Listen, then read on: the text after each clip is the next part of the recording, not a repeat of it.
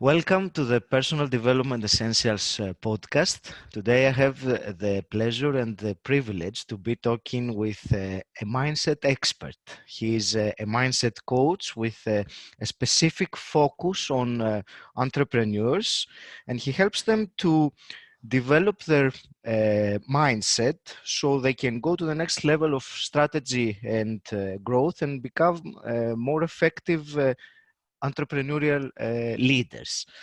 Uh, Joe Trodden, welcome to the show. It's a pleasure to have you here. Hey, Aggie, thank you for having me. Pleasure to be here too. It's brilliant. Uh, Joe, I wanted to start straight away by asking you something about mindset, since you are the mindset expert. And you say that mindset is the single biggest factor of success in an entrepreneur. Can you elaborate on this a little bit? Sure, I think there's a bit of a challenge around the word mindset because now it's there's no common definition of it. But in the terminology that I'm using, it's not so much just about, have a positive attitude, which is sometimes what it can be interpreted as. For me, mindset is everything about how you think. So everybody's head is wired in different ways. We all have different strengths, we all have different biases, fears. All of these things are wrapped up into our own internal map, which is my definition of mindset. So it's really understanding yourself at a deeper level and knowing what's going on in your subconscious as well, because a lot of things like your fears are driven from there. So for me, this is why I say mindset is the key thing. Really understanding everything about your thinking style, your communication style, strengths, fears, everything that's wrapped into that internal map. Because if you don't understand that, then you don't know the forces that are acting on you when you take action and when you've got thoughts and behaviors. And also you won't be able to leverage your unique abilities, which will take you up to your next level. So it's so important that you understand yourself at this deeper level. Okay. Joe, before we dive deep into all this mindset, and it's fascinating, can you just give us a bit of a background on who you are and how you've became who you are? Okay. So, like a lot of people my age, I'm 42. I went to university by default, smart guy at school, so you go to university, went into an IT career because there was money in IT and I felt like it was a career. It wasn't until about the age of maybe 32, 33 that I woke up and thought, actually, I can't be doing this for the rest of my life because it doesn't light me up in the mornings. And I've always been interested in people's heads. So I did a psychology degree. I then went to work for the Princess Trust, which is a charity for young people. And I was volunteering in mental health. And I set up my own social enterprise, all of this stuff really geared towards um, impact and change in people's minds. The power of people to have impact, like those young people, trying to encourage them to come forward. So people in mental health volunteering there, see if we could change their lives.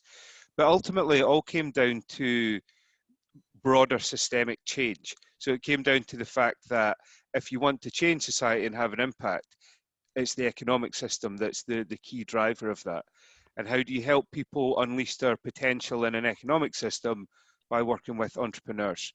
So that's really what the journey has been. And when you look back on it, it looks like it was by design, but it wasn't really. The only thing that I would say, and to anyone that's listening and thinking about a change perhaps, is, well, to do it. And the first change might not be the right one. So it wasn't really for me, but I learned. What Mhm. wasn't going to be right was staying in that IT job, right? Because it just wasn't doing it for me. But then when you make the move like I did, it was mental health, and then it was, well, actually young people, then it's actually, no, it's not that, it's social enterprise I was in for a bit, and then it was a wider thing, and then it was mindset. But it was through making that series of iterations that I got to where I am at the moment. So was that transition a gradual process, or was it more like a light bulb moment that shifted things quickly? The first one was a light bulb moment. Uh-huh. I don't know if I would say it was like there wasn't a straw that broke the camel's back or anything there. I just remember I was walking into work, and I'd been at this job for about 7 years or something, Hmm. in various roles. But it was the same route to work, so like I would walk to work, and I must have walked that route about, maybe this was time 1,350. Do you know what I mean? Yeah. And it just twigged. I remember exactly where I was, just down from a department store, Fraser's it was, when it was open in Edinburgh. And it was just at that moment that I thought, I can't do this anymore. And on that day, I signed up to do the psychology degree, which is weird actually, because I still felt I needed, because I'd been academic, I always felt I needed permission to go and explore something new or to do something new. Like I need a degree to change jobs. Uh-huh. You don't, like you don't. You just need to think about starting on that path. But it was, so there was that moment, then the volunteering and being in mental health. I was doing that while I was doing that degree, and I was still working in that IT job because it was a distance learning thing I did over a couple of years.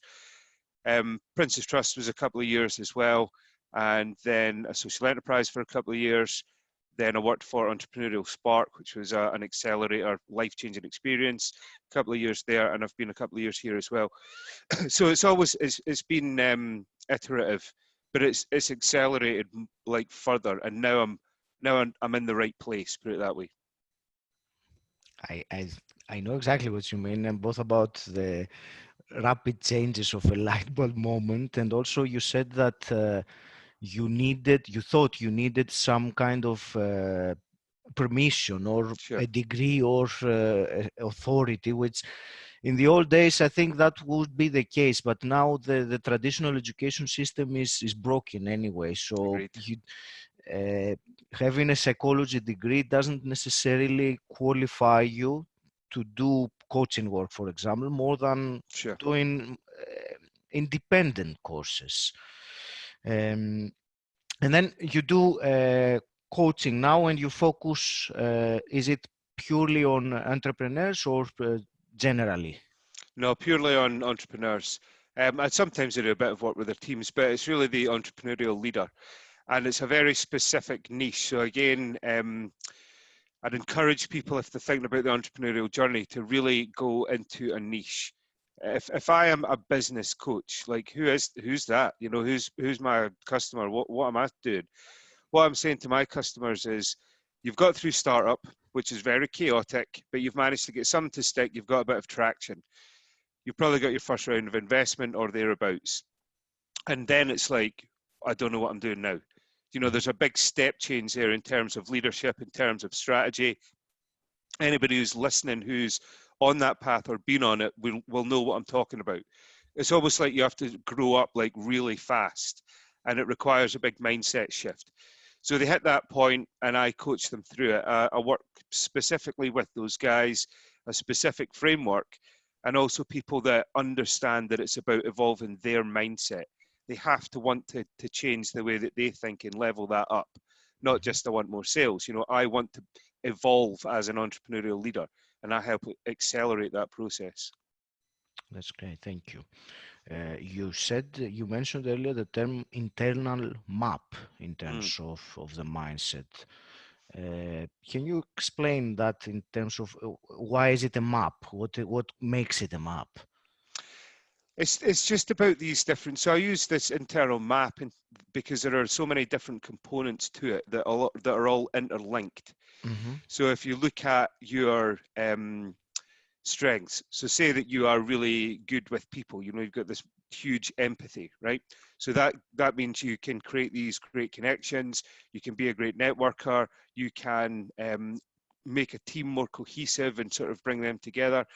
But then if you overplay that, you probably take too much on for yourself. You try to keep everybody else happy. So it's like there's a balance there. And then Mm-hmm. if you look at the fears, somebody like that is potentially going to be more afraid of certain types of rejection. So the reason that they're being nice to people at times is because there's that fear of rejection. And they then don't have the courage to speak up and go into difficult conversations, that then makes them doubt their own self-image.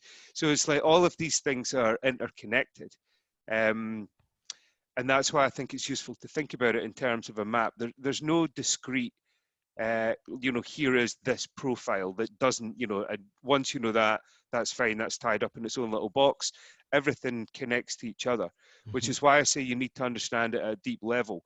I don't really believe in a fake it till you make it philosophy, because it means that, like, when does that ever end? You're just supposed to constantly feel like a faker. The thing for me is understanding where you are on your journey, what's going on inside your head, what are those biases and fears and the things that we're working on, and then be honest with yourself about where you actually are at that point. Um, that's why I say map, because it's a journey to go on, and everything in there is interconnected. Thank you. And the journey that you just mentioned brings me nicely to what I wanted to talk about next, which is leveling up or the entrepreneurial journey. So I would like you to talk to us about your point of view, how you perceive that journey or those levels of, yes.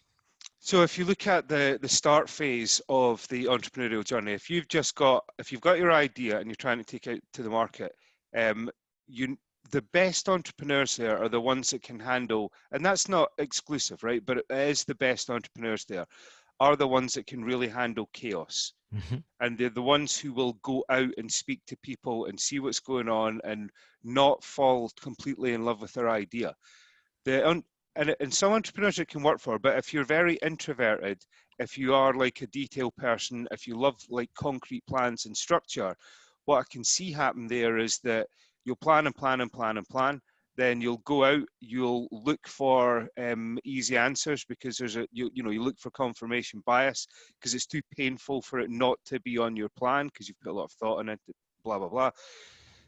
So that kind of stuff can be really hard. You can get through it if you're aware of those kind of interferences, and you have somebody who's going to challenge you to do the difficult thing. But it depends on that level of commitment, right? But then as you go through that phase and you get something to stick, then you need almost to reverse it.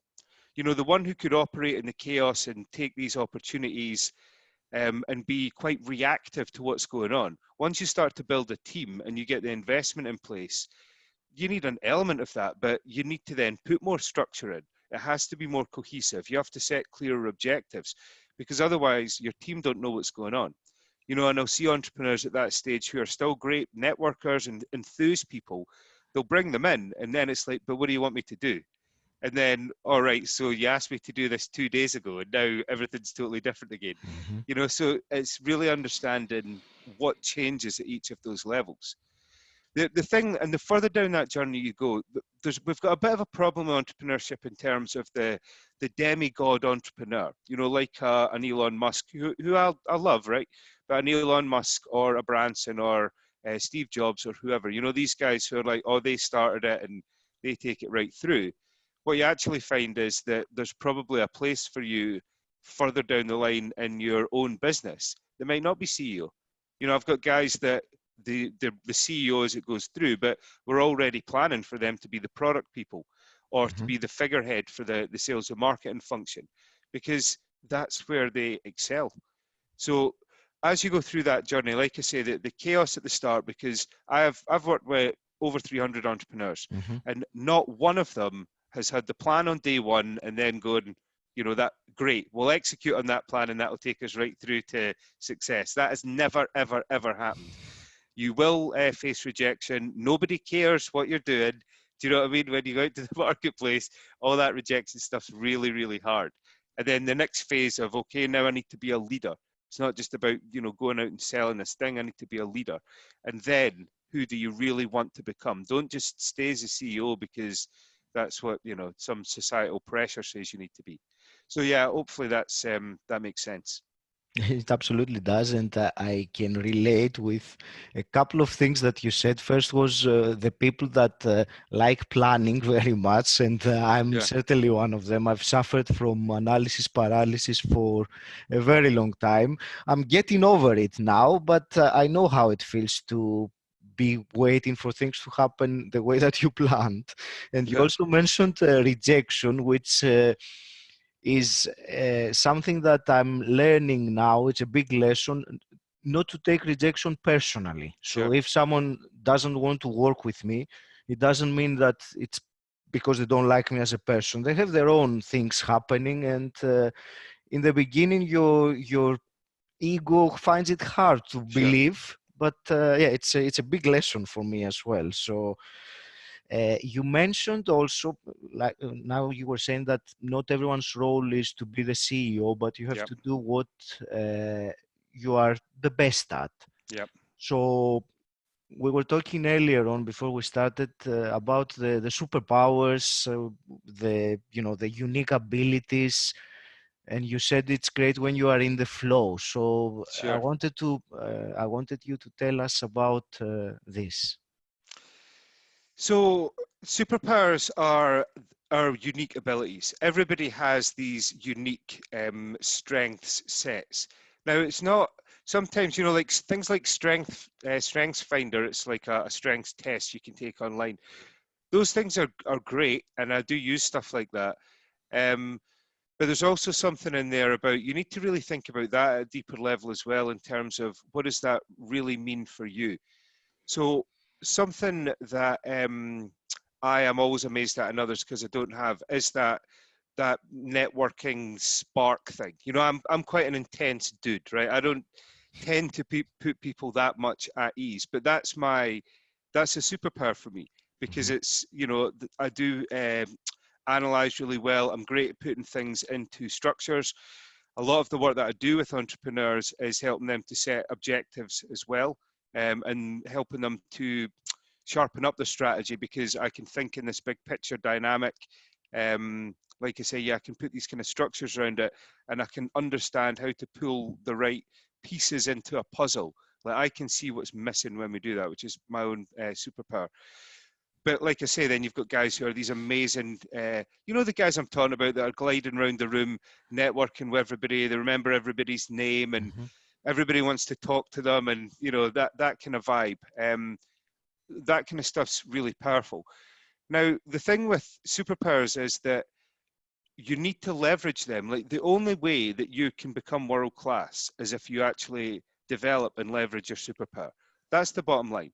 If you look at Elon Musk, so the guy's an engineer. His head is set up to be engineering. Look at what he does. He starts at PayPal. It's an engineering type role. Okay, it's software, but it's still engineering. And then various things, but then it's like Tesla, SpaceX, the Boring Company. All of these things suit that guy's superpower. Now, is Elon Musk a great communicator? No. I mean, when you see him on stage, people want to talk to him because he's charismatic, but Mhm. he's a pretty awkward guy, when he's trying to communicate. And indeed, somebody had to manage his tweets. Like that's how bad a Okay. communicator that dude is. If you contrast that with somebody like Richard Branson, he doesn't Virgin doesn't really build anything. Virgin puts people together, Mhm. which is Branson's superpower because he's one of those guys I'm talking about, the effusive networker that connects people together. Now, if you put one in the other's position, that simply doesn't work. So I'd encourage the listeners and everybody really to sort of think more about when do I feel at my best? So when you're using a superpower, you will feel focused, you will feel energized, and you'll get time distortion. Now, there are more elements to that, but I don't want to sort of overload on, first contact, if you will. But those three components, if people consider those, the time distortion one is interesting. Like, what's the thing that you do that you can be doing and 5 minutes feels like an hour, or an hour feels like 5 minutes, depending on what you prefer, right? Yeah. And you really feel that buzz of energy, and the focus is so that it is purely in the moment. Because what's happening when you have those three combined is your brain switches to something called flow. So the flow state was a term that was coined by a guy, Mikhail Csikszentmihalyi. He was a psychologist. And if you think about the downhill skier, so it's used in extreme sports a lot, like a downhill skier who's firing down a mountain, 120 miles an hour, they're not thinking about anything other than what am I doing right now? How Mhm. does this powder feel under my ski? What's that next move that I'm going to make? Taking in all the information that they need to do the thing they're doing right in that moment. And that's a flow state. And we experience that when we have that the focus and energy and the time distortion. Now, what happens when your brain is in this flow state is you learn 2.5 times faster. So there's a study by the American Defense Agency that showed they did it on snipers, and they learned 240% faster it was. McKinsey did a 10-year study that showed executives are 5 times more productive when they're in flow. So your brain, and I won't go, there's a lot of neuroscience behind it, but it would take too long. But basically, you get this chemical mix in your brain when you go into flow that gives you all of these advantages. Like, this is not just do what you love. This is the science saying, see, when you do this, you are biologically predisposed to become better at it. Your brain is saying, you've identified the thing that you are supposed to be doing with your life. Well done. So now I'm going to give you all of these advantages that will help you keep shifting up to the next level. So this is why I say, like, superpowers, it's so important to understand what they are. Absolutely. Yeah, I know that flow state you describe. It's when you forget to eat. You don't even Sure. feel, yeah, you don't care about anything else about except what it is that you're doing. Joe, let's say that someone that is who is listening wants to, they're not sure what their own superpower is. So would you recommend a kind of a technique or a method to unravel it or discover it? If somebody is completely new to mindset as a whole, I always recommend they start with a Myers-Briggs test. You can take one of those on 16personalities.com. It's totally free, although those guys should give me some sort of promotional, affiliate something or other, because I'm always talking about them. But they, honestly, like, they're the best at it. What a Myers-Briggs test will do is just give you a bit of insight into 16 different personality types, and it'll just encourage you to think about more about yourself and what your strengths actually are. The challenge that we've got is the things that we're naturally great at, we undervalue, because we only have like our own frame of reference. So if we take those, again, just because we've been using them, those networking guys, when I look at them and I say, what you're doing is amazing, they go, what are you talking about? I don't know what you mean. Like, can't everybody just do that? Or when I work with entrepreneurs in the early stages of my journey, because I'm good at strategy and mapping stuff out, I'd just be going, cool, so, here's what we're going to do up at the whiteboard, blah, blah, blah, blah, blah. Okay, so what does your strategy look like? What are we doing here? And they couldn't do it. And I'm going, but how can you not? That's obvious. So we really undervalue our strengths. What Myers-Briggs will do is just kind of get you to think about that a little bit more. Strengths Finder's worth doing as well. It can be a little abstract, but Strengths Finder is another good thing to do. I'm pretty sure that's still free. But that will get you started. The key thing is really just to reflect on, when did you feel those, those three components? Like, when did you feel totally focused? When was the last time you felt energized? And it has to be something in a professional capacity. Sometimes I do that exercise with people and they'll say, on a jet ski somewhere. Well, that's fine, but unless you actually want to become, a jet ski instructor or something, really think about that professional environment. Just reflect on it. Go somewhere that's quiet. Get some time to yourself where you're not going to be interrupted, and just say, when was the last time I felt totally energized? Look at your calendar. And then, when was I focused? What about the time distortion? Do I have those three key components? And if you're going back, a month, 2 months, 6 months, and you're not finding those moments, you're doing the wrong thing. Like, you are in the wrong job. That experience of flow and switching your brain state, if you want to become, the top of your game, you've got to get into that state more often. So yeah, that's what I'd recommend. If you want to find your superpowers, as a way to start, look at your Myers-Briggs, do something like Strengths Finder as well. I think that's probably quite useful if you're trying to do that. And then reflect on those three components. That's great. Thank you. I've actually done the 16 personalities test myself, and it's great. Not the strengths finder. So I will put a link on the show notes for everyone to check them out if they're interested. Cool, man. One more question about the superpowers. So let's say you have it and you know what energizes you, and you're focused and you feel the time distortion. What would be your advice on how to leverage that and use it in terms of profession, as you said? So this can actually be a bit tricky without somebody like me. Now, that's that sounds like I make myself essential for everybody, right? But the reason I'm saying that again is back to the whole helping people to reflect on that. Certainly the start of their journey. So you look at some of the entrepreneurs that I work with. One of them is an amazing product developer. Like, she's just got a sixth sense for understanding what's happening in a market trend, what is going to catch the eye. Phenomenal at that. Mm-hmm. So then if we look at that strength, her strategy is around, okay, so in the early stage of your entrepreneurial journey, you are going to have to do everything. There isn't anybody else to do it. You're just going to have to do the best that you can. But see, although your website is really crappy, it doesn't matter. Like, everybody kind of says that, but it really doesn't. Like, the key thing is just going out and getting anybody to talk to you. So you have to do that stuff. But then when I'm working with her around, okay, now we're at this next point, this raise of investment, we should be using your ability to understand those trends and your product development stuff to shape you into product development. However, there's other elements we can use there too. So if we look at the market and the social media side, she's not the type of person who is naturally just going to go and do the hey guys, how are you all today, that kind of thing. She just doesn't operate like that. But when we're talking about designing campaigns, right, how can we use that? So we'll pull somebody in that is going to do the hey guys, how you doing bit, and we use your superpower around these campaigns. Mm-hmm. So how do we actually design it in that way?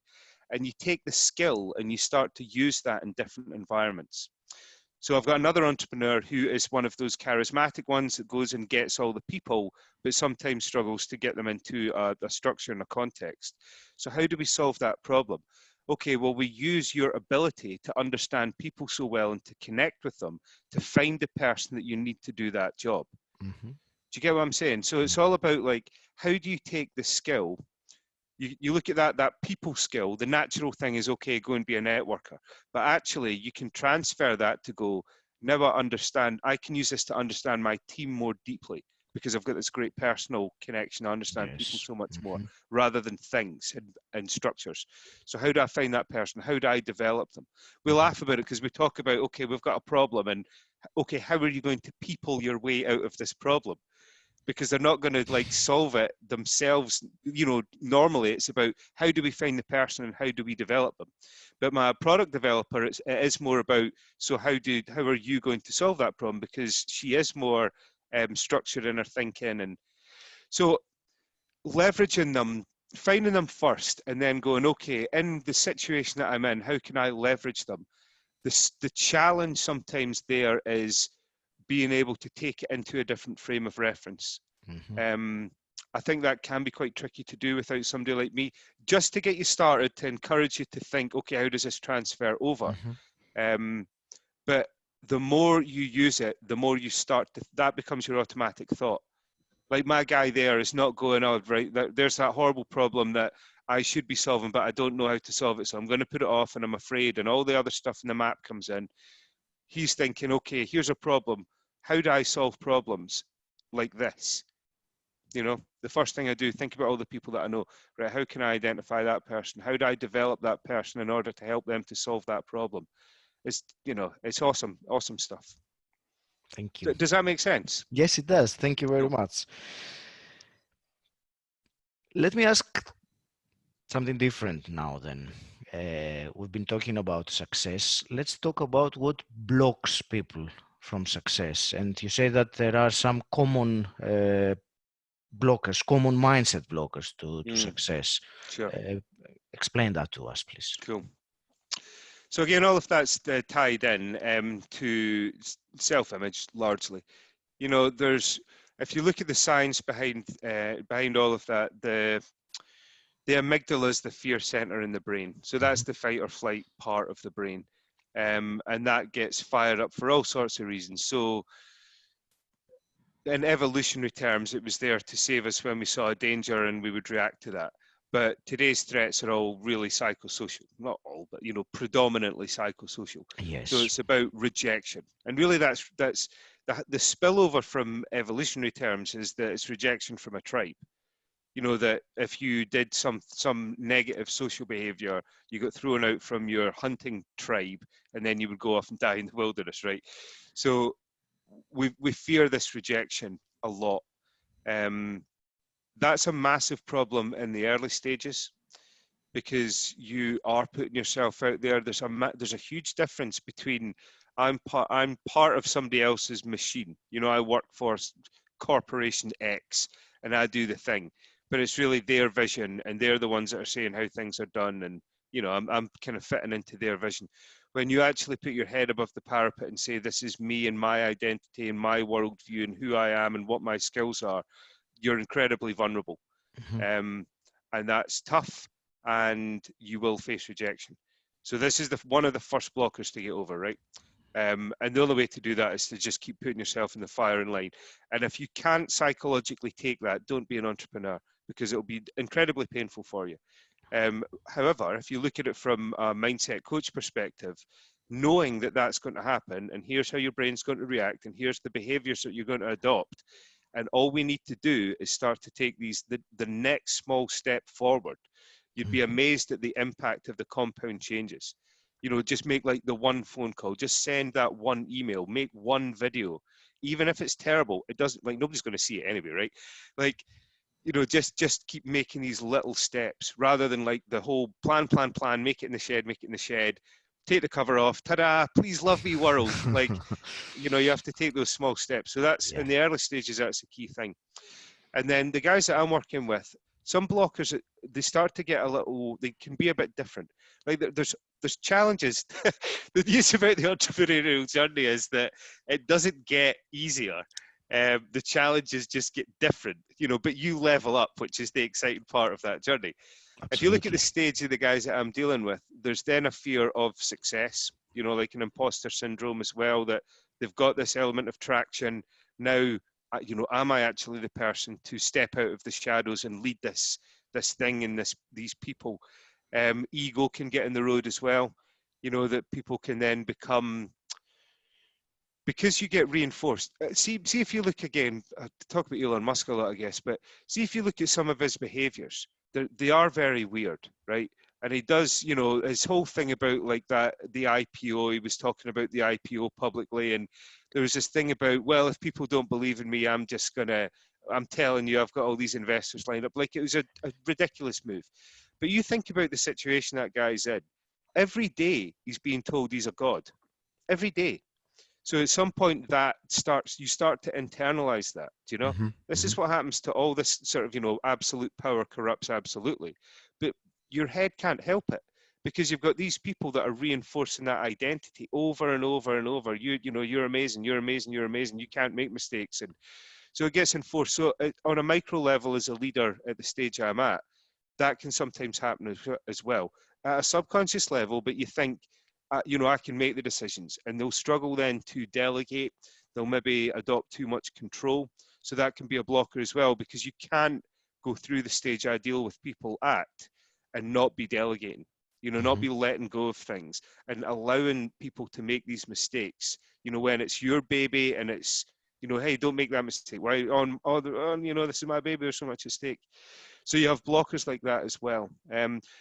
A lot of people's blockers are just around the fear of standing up and taking, being a leader of what they believe in. You know, being totally vulnerable to the world and saying, this is what it is, and accepting that some people do not care. Like, they just don't care about your thing. Um, but you need to reverse that and go, there are so many things in the world, you know, consider all the just causes in the world about whatever, child welfare, Hmm. animals, environment, yeah, engineering. Like, there are so many things in the world that deserve our attention. We're not paying attention to them all, right? Like, we're not. Everybody's got their own profile and their own interests. So stop trying to attract everybody. You just need to stand up for like who you are, what it is that you want to do, the impact you want to have, and you know, accept that that's not going to be to everybody's tastes. Accept that the rejection is there. You can't build a business just for yourself. Don't, like, let's be clear about something here. You've got to build a business for customers. Mm-hmm. Like, you've got to be solving a problem in the market. But when we're talking about fear, it's predominantly about people being authentic in themselves and the courage to stand for who they are and what they believe in, which is a lot easier when you actually understand who you are and your mindset. Yeah, absolutely. You reminded me of that phrase that says, "Don't fall in love with your product or your service. Fall in love with your ideal customer." Sure. And that's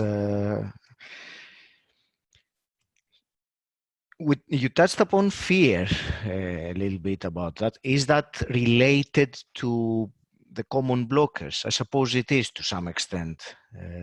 Fear. Would you be? Would you? What's your definition of that in terms of an entrepreneur? In terms of an entrepreneur, fear. I mean. So fear is anything that's stopping you from taking action. Mm-hmm. The challenge that people have is that it's hard to admit sometimes fears because of the self-image. So people will use other Yeah. excuses about whatever, do you know, this product isn't ready yet, or this person let me down, or I'm waiting for this to happen, or like they'll use other reasons to not look at that fear. Like, the Mm-hmm. product is ready, but you're afraid of the rejection. That person, you can delegate to them. You're afraid that they're going to make a mistake and it's going to come back to you. Like, there's fear for me is the thing that is blocking progress. Like I say, if you look at it at the biological level, it's your amygdala flaring up, and you can't help it. Once you get in the emotional washing machine, it's incredibly hard to get back out. Like, you don't think logically. You think you do, but you're not, Mm-hmm. because your brain chemistry has changed again. And it's just using these things to protect your self-image, to get you out of what it considers to be a risky and painful situation. So again, it's about being challenged on the actions you want to take. Everybody knows, well, is that the majority of people know the action that they want to take. They know what they want to do. So Mm-hmm. what is it that stops you from doing it? It's fear, right? It's fear. Because the next step is there. Like, you can identify it. You can always take the next step. So it's the fear blocker. Mm-hmm. And understanding what the real root cause of that is, and being challenged to take the first step, is fundamental, because courage is like a muscle and it will build. The first time somebody picks up the phone to do the cold call, yeah, it's horrific. But then it's not so bad, or the Yeah. first time you go and you send whatever, even you send a message to somebody, you try and connect with somebody on LinkedIn.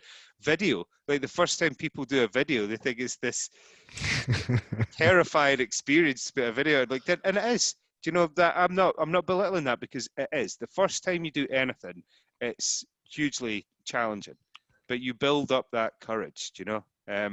So when you ask what fear is, the short answer is whatever it is that's standing in the road of you taking the next step, but being honest about what that actually is.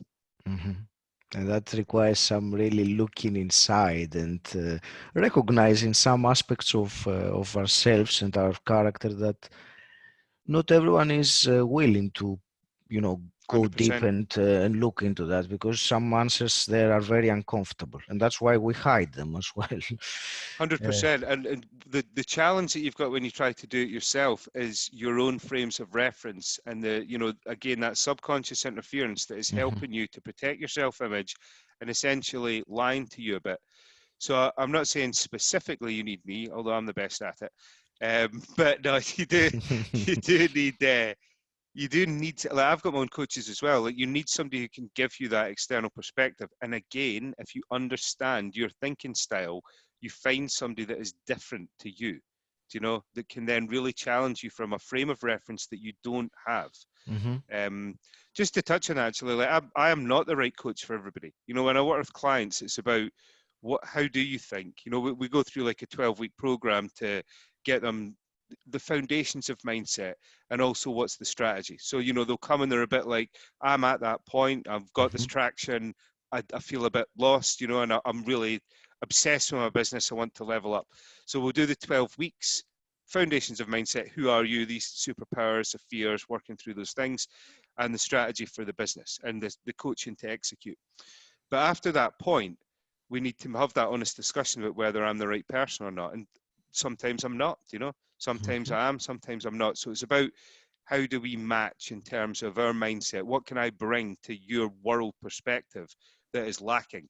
And if I'm too similar to the person, I encourage them to go and find somebody who's different, because that's what they need next.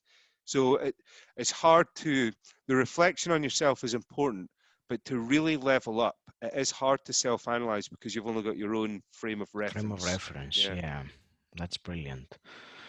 Uh, Thanks, Joe. And let me ask you some quick fire questions as well. your buddy. Uh, so, if you could go back into time and meet your 20-year-old self, what piece of advice, what's the one piece of advice you would give him to change his life?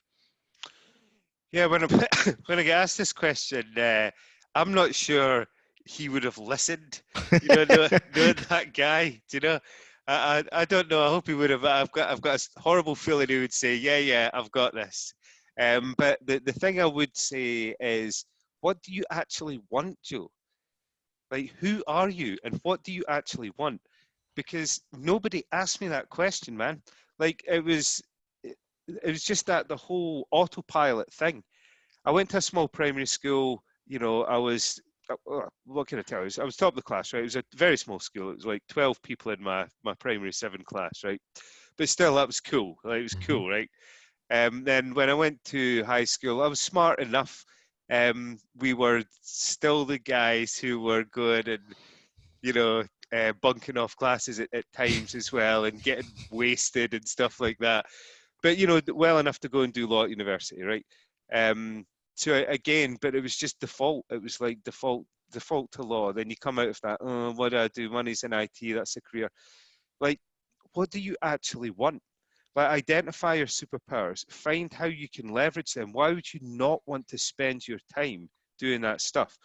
One thing I'm sorry, because I know you say this is a quick fire question, right? I'm going on a bit. That's all right. But one thing about that is that there's something that seems to happen in the human condition, generally around early 30s, not exclusively, but generally, right? Where a lot of the people that I've spoken to have Hmm. their light bulb moment. Hmm. Like, they go through the autopilot phase and then they have a light bulb moment. Now, I don't know if that is something that is hardwired into us about our connection to, identity and tribe, because identity is shaped by, you go to school and then you have that identity, right? With the smart guy, the funny guy, whatever that is. And then school's the same thing. And then you crave that identity. And then there's something seems to happen in early 30s around, I want my own identity. Like, Hmm. people feel restless and it's about, I want to do whatever the next thing is. I don't know exactly what that is, but it is a strange phenomenon. So when you say about like going back, I think it was more around that point of, when I had that moment, would I have had it before? I don't know. But I do think that's an interesting phenomenon, and you have to then do something about it at that point, because then the flip side is sometimes I see people go too far down the line and go, well, now it's too late for me to change. Hmm. But I think that's an interesting inflection point. Absolutely. Joe, what was the biggest mistake you've done over the last year or so that you could help people avoid by sharing it? A big mistake that I have, I mean, Christ, I make mistakes every single day, man. But a big one has been, well, firstly, if you look at the entrepreneurial aspect, is not niching down enough. Um, Mm. I was too broad, even though I was coaching entrepreneurs and saying, no, no, this is so important. And I got the logic and everything else. At the start of my own business, as a consultant, incidentally, I don't really consider myself to be an entrepreneur. Like, I am like a consultant in the truest term, because it suits my superpower. I want to work with multiple different people. I don't want to build a huge team. I don't want that type of empire. I like to be this part of people's brains, right? Because I Hmm. know that about myself. Um, But when I started, it was too broad because of the power of mindset. Like, mindset's the answer to everything, right? See the problems that we've got in the world at the moment. If everybody actually knew who they were and used their superpowers and leveraged them, and we were smarter about how we put our organizations together, the world would change like overnight. At the snap of a finger, the world would change. Yeah. But that I don't know how to sort. Look, if any listener out there can help me to solve that problem, please get in touch. The thing is, I don't know how to solve that problem yet, so I need to crack it in a sphere where people are making impact. So this is why I've specifically chosen entrepreneurs, and I'm doing work with social entrepreneurs as well. But it is the difference. But a mistake was being too broad around that. Hmm. You need to niche down and go. This is why I'm saying specifically this stage, specifically interested in their evolution in terms of their mindset. So I started too broad. I also wasted money on marketing and before I needed to do that, like trying to sort of, I don't know, over professionalize or whatever that was. Like, I was so desperate to solve that problem because I knew Hmm. that I'm not a great marketer, that I threw money at something and just burned it. So just be careful about that type of thing in the early stages. And the final thing I would say on mistakes, and I know you say quick fired one, but I'll give That's you another one. The final thing on mistakes was not sticking to the process I know works. Mhm. So when you see something wobbling, okay, if there's a learn and there's an improvement to be made, then cool. But trust in your own ability to take people through like a process, not trying to do it too quickly, Mhm. not trying to change it too much, Mhm. not panicking basically in the face of a client and going, oh God, like, I don't feel like I'm giving you enough value here, or this doesn't seem to be working for you, or whatever. So I've done that before, and also did it fairly recently in a meeting with a client where it was a newish client, and what I should have done is just gone, this is going to take 4 sessions, but we were in like session one and I was trying to cram too much in to get them to a good outcome. I think I was trying to kind of prove myself in that moment. I mean, that definitely sounds like something I would do, but just on reflection, like, trust in your ability and take people through take people through whatever your process is, whatever the thing is that you're delivering. If you know your customer well enough, stick with your process, because sometimes you do know best. Mhm. That's great. And I have one more, and in some ways you've answered it already, but I will ask it nonetheless. Go on. So let's say you had a magic wand and you could change something in the world as it is today. What Mm. what would that be? Um, well, mindset. The thing is, the this is what I mean about like the size of that and how to tackle it. And this other thing about like my own superpower about I build really deep relationships with people, but my Mhm. intensity at times can push people away. So this thing about, and I know I'm doing it, and I'm not just going, oh, I don't really like doing that, so I'm not going to do it. I just know that I don't have it. I don't have that magic that I see in other people, and they don't have mine.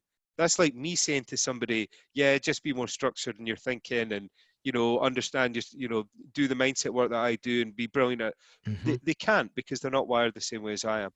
Mhm. So that's a big challenge around the sort of building that tribe and the network around that. The way I have to do that is a bit slower and deeper, but hopefully as that message spreads, those people will bring other people in. That kind of happens at the moment, but we need it to happen a lot faster. Mhm. Like, if we keep going the way we're going, it's game over, right? And there's something very infuriating about, I read a message saying scientists have signed a petition saying governments aren't doing enough. Guys, that's not going to do it. That's not good enough. And actually, that's horrific because it deflects it away and says, yeah, governments, you're not doing enough. No, no, this is humanity's issue. This is a human problem. It's not some body, some government body, some UN, or this is everybody's collective responsibility. And I think innovation is a way to solve this. Asking people for behavior change, like everybody Mhm. stop flying and stop eating meat, like that's incremental stuff. It's innovation that's going to make the big difference. And there are somewhere in the world, there are people who can solve that problem, but they're not tapping into their superpowers. And they're not having the people wrapped around them who are using their superpowers to actually make whatever the innovation is Mm-hmm. something that can go out to that wider world. Just like my entrepreneurs with their teams. You can be a solopreneur and build something, but you're not going to be amazing at all of those functions. Mm-hmm. And you're not going to manage all of those dynamics well. So this is why I'm saying superpowers are the key answer to everything in terms of like understanding that mindset. People get aligned to that, we change the world. It's as simple as that. Fantastic. Thank you very much. Joe, how can people connect with you? Where would you direct them? Please share that with us. So I am on www.mindsetexperts.co.uk and I'm pretty active on LinkedIn. There are not very many Joe Troddens on LinkedIn, and indeed I think I am, linkedin.com Joe Trodden. Mm-hmm. But yeah, they'll be able to find me there. I'm pretty active in terms of little short videos and stuff. I like to use LinkedIn for that. I think it's a good platform. You won't find me on Facebook or Twitter, though it doesn't suit the way that I communicate. There's a final point there about if Yes. somebody said you need to be on like every single social media channel, don't. Like at the early stages, it's impossible to manage, and you'll put out a lot of dross.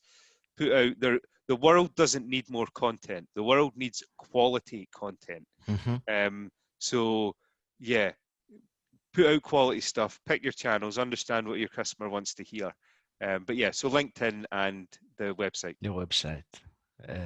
That's fantastic. Joe, I want to thank you very much for this fascinating discussion, and there were some true value bombs in there. I think they would benefit many people. I can certainly say I found some things that really made a very big difference here. So thank you very much for your time and for sharing your message with us.